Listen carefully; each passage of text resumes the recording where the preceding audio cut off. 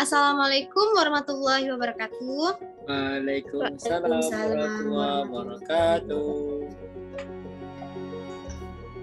Kami dari kelompok 6 hari ini akan mempresentasikan materi mengenai perencanaan administrasi dan manajemen kesehatan lingkungan guna memenuhi tugas kelompok mata kuliah administrasi dan manajemen kesehatan lingkungan. Pertama-tama izinkanlah saya untuk memperkenalkan rekan-rekan kelompok 6 terlebih dahulu. Yang pertama ada Nabila. Yang kedua ada Heni Riwanda. Yang ketiga ada Zulhaidir Akbar.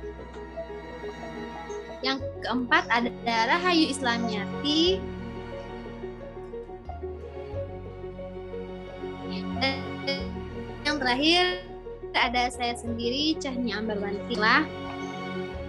Terdapat 5 langkah dalam perencanaan kesehatan. Yang pertama adalah identifikasi masalah. Yang kedua adalah penentuan prioritas masalah. Yang ketiga, penetapan tujuan. Yang keempat, alternatif pemecahan masalah. Dan yang kelima adalah prioritas alternatif pemecahan masalah. Baiklah, tanpa berlama-lama langsung saja kita ke materi pertama yang akan disampaikan oleh Zulhaidir Akbar. Kepada Zulhaidir, dipersilahkan. Oke, yang pertama identifikasi masalah. Di identifikasi masalah terdapat 3 poin yang harus dipenuhi untuk agar dapat mengidentifikasi masalah tersebut, terutama masalah dalam manajemen kesehatan. Pertama, definisi. Definisi ini bertujuan menggabungkan hasil data primer dan sekunder untuk melakukan analisa perbandingan dan analisis tren masalah kesehatan, kemudian akan untuk dibuat sebuah list atau daftar apa saja yang terjadi di masyarakat. Yang kedua, meningkatkan pengertian, pemahaman dan keterampilan peserta dalam melakukan analisis masalah dari penentuan masalah yang akan dijelaskan selanjutnya dengan menggunakan pendekatan Bloom. Yang kedua, manfaat.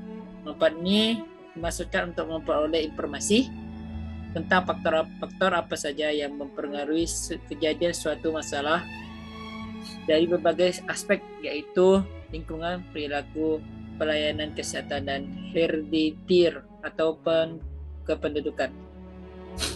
Agar dapat diidentifikasi masalah yang dilakukan ini untuk agar dapat dipecahkan, yaitu melalui pendekatan Bloom.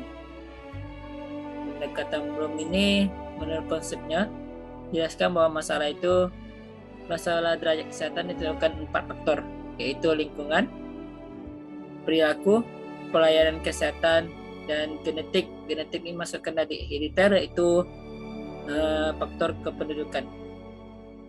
Yang dilakukan pendekatan ini dia analisis datanya, yaitu analisis faktor lingkungan yang merupakan aspek memberi pengaruh besar terhadap derajat kesehatan, yang dilakukan dengan analisis tiga dalam lingkungan, yaitu analisis lingkungan fisik, analisis lingkungan biologis, analisis lingkungan sosial. Yang kedua, analisis faktor perilaku, merupakan analisis terhadap masyarakat terhadap dalam bentuk konsep dan sehat sesuatu yang berkembang di masyarakat, karena perilaku dan kebiasaan-kebiasaan yang berkembang di masyarakat menentukan derajat kesehatan. Yang ketiga, faktor kependudukan.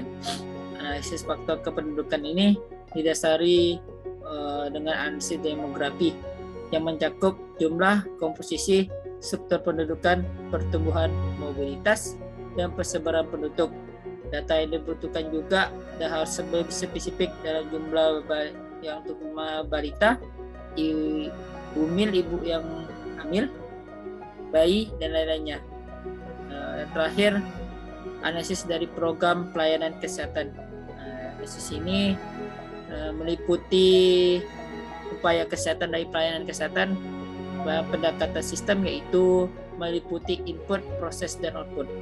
Langkah-langkah pendekatan Bloom untuk dapat identifikasi masalah, yaitu pertama ada persiapan sarana dan peralatan. Yang kedua, persiapan ruangan. Dan 3, persiapan gugus tugas. Maksud gugus tugas ini yang seorang petugas yang harus mencatat ataupun yang melakukan untuk ini langkah-langkah pelaksanaan itu pendekatan belum. Yang kedua, pelaksanaan dalam proses analisis masalah dari penyebab masalah dengan pendekatan belum ini, usahakan orang yang memiliki pengalaman yang cukup mengenai masalah yang sedang dibahas. Dalam masuk yang bahas ini masalah tentang kesehatan, penyebab kesehatan masyarakat.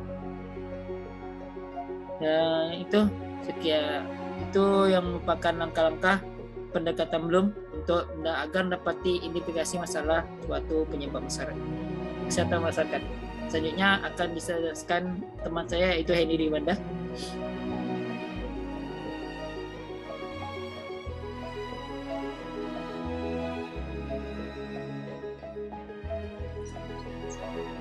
Ada Kak Henny.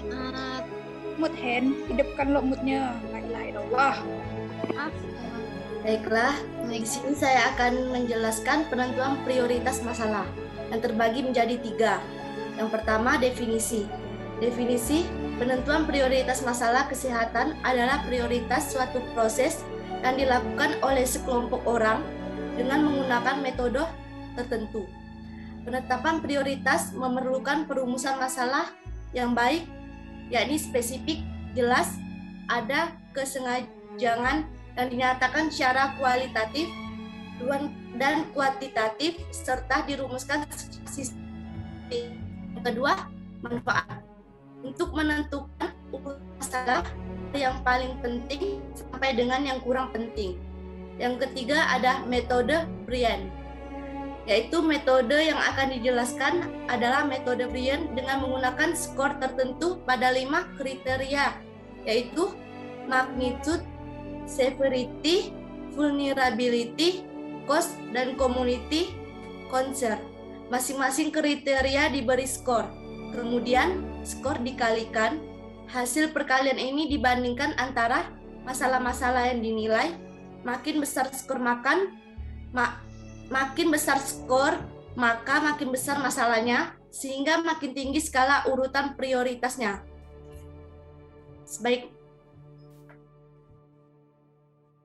Selanjutnya akan dijelaskan oleh teman saya. Baiklah, selanjutnya saya akan menjelaskan penetapan tujuan. Tujuan adalah gambaran keadaan yang akan datang yang diwujudkan melalui berbagai kegiatan yang direncanakan. Tujuan ini terbagi menjadi 2, yaitu tujuan umum dan tujuan khusus. Tujuan umum adalah pernyataan yang bersifat umum dan luas yang menggambarkan hasil akhir atau outcome atau dampak yang diinginkan apabila kegiatan telah dilaksanakan. Tujuan khususnya adalah pernyataan yang bersifat spesifik, dapat diukur atau kuantitatif dengan batas waktu pencapaian terhadap tujuan umum.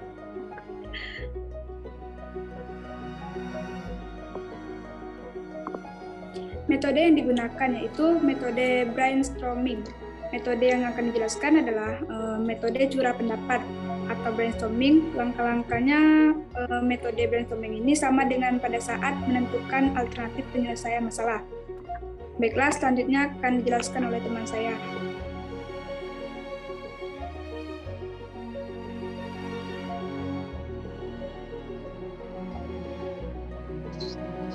Terima kasih kepada Nadila.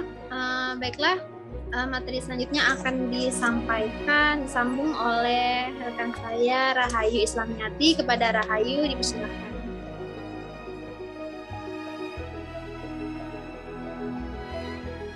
Baiklah, saya akan menjelaskan mengenai perencanaan keempat, ada alternatif pemecahan masalah.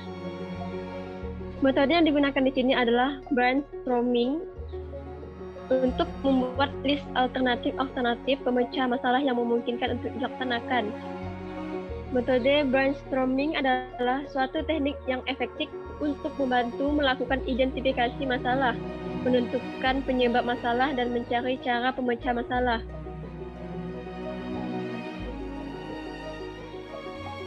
Manfaat.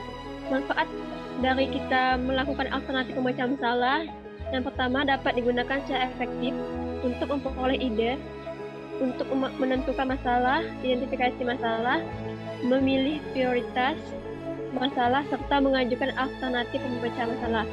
Yang kedua, untuk memperoleh ide atau pemikiran baru dari kelompok orang dalam waktu singkat dengan menggunakan dua kemampuan, yaitu reaktif dan intuitif. Yang ketiga, memberikan kesempatan kepada semua anggota kelompok untuk memberikan kontribusi dan keterlibatan dalam memecahkan suatu masalah.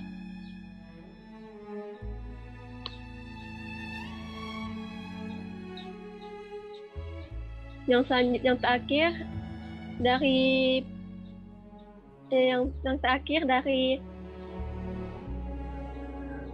dari penyusunan perencanaan kesehatan ada prioritas alternatif pemecahan masalah, yang artinya pengambilan keputusan adalah pemilihan satu atau lebih alternatif dari berbagai alternatif yang tersedia untuk dilaksanakan dalam rangka mencapai tujuan tertentu, atau proses memilih alternatif terbaik dari beberapa alternatif yang ada. Yang perlu diperhatikan dalam pengambilan keputusan, yang pertama adanya uraian atau deskripsi tujuan yang jelas. Yang kedua, adanya uraian tentang alternatif yang tersedia untuk mencapai tujuan tersebut. Yang ketiga, informasi tentang konsekuensi masing-masing alternatif tersebut. Jenis-jenis pengambilan keputusan, yang pertama menyangkut tujuan, baik ketika menentukannya ataupun ketika menilai tercapai atau tidaknya tujuan tersebut. Yang kedua, menyangkut menyangkut tata cara atau alat yang akan dipergunakan. Langkah-langkah pengambilan keputusan. Yang pertama, menetapkan tujuan. Yang kedua, menetapkan kriteria terdiri dari, yang pertama, kriteria mutlak. Kriteria mutlak adalah persyaratan yang mutlak tidak dapat ditawar yang harus dipenuhi oleh keputusan yang dihasilkan. Kriteria ini menyangkut output dan resource atau sumber daya. Yang kedua, kriteria keinginan. Gunanya untuk menyaring alternatif yang tidak dapat memenuhi salah satunya dari kriteria mutlak, maka harus disingkirkan. Terima kasih, saya kembalikan kepada moderator. Terima kasih kepada Rahayu Islamiati. Baiklah, kepada teman-teman yang ingin menyampaikan pertanyaan bisa langsung disampaikan di grup WhatsApp mata kuliah Administrasi dan Manajemen Kesehatan Lingkungan.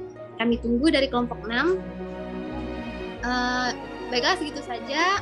Semoga video dari kelompok kami bermanfaat. Sekian, wassalamualaikum warahmatullahi wabarakatuh. Waalaikumsalam warahmatullahi wabarakatuh.